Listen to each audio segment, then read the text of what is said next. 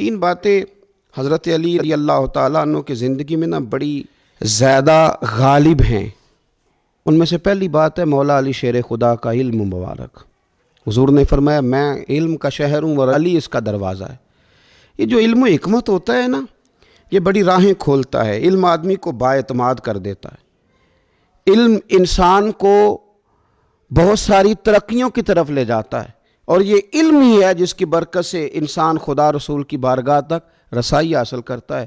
حضرت علی المرتضیٰ شیر خدا رضی اللہ تعالیٰ عنہ بہت زیادہ علم و فضل رکھنے والے تھے، اور وہاں آپ کی نظر جاتی تھی جہاں روٹین میں لوگوں کی نظر نہیں جاتی۔ ایک مقدمہ پیش ہوا کہ حضور دو خواتین کے ہاں اکٹھے بچوں کی ولادت ہوئی ہے، اندھیرے کا وقت تھا، تو اتفاق کی بات یہ ہے کہ ایک بیٹی ہے ایک بیٹا ہے، اور ایک ہی وقت میں دونوں بچے پیدا ہوئے۔ اب دونوں تقاضا کر رہی ہیں، ایک کہتی ہے بیٹا میرا ہے، دوسری کہتی ہے بیٹا میرا ہے، تو بیٹا کس کا ہے؟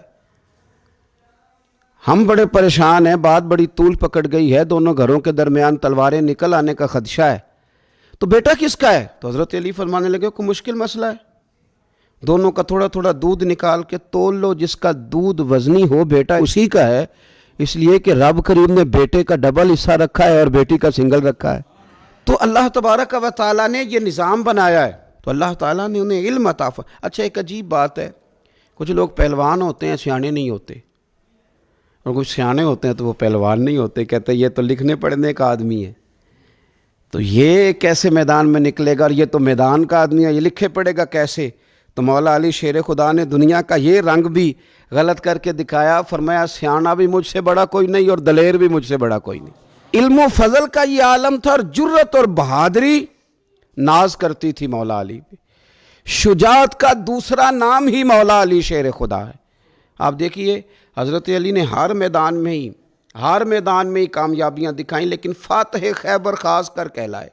حضور صلی اللہ تعالیٰ علیہ وسلم نے خیبر کے دن فرمایا تھا صبح جھنڈا اس آدمی کے ہاتھ میں دوں گا جس کے ہاتھ پہ اللہ فتح عطا کرے گا، اور فرمایا بندہ وہ ہے جس سے اللہ اور اس کا رسول محبت کرتے ہیں اور وہ اللہ رسول سے محبت کرتا ہے۔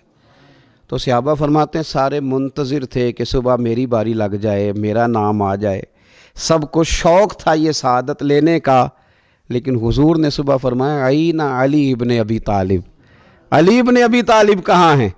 تو کہا یا رسول اللہ وہ تو خیمے میں ہیں، ان کی آنکھوں میں تکلیف ہے۔ فرمایا بلاؤ نا۔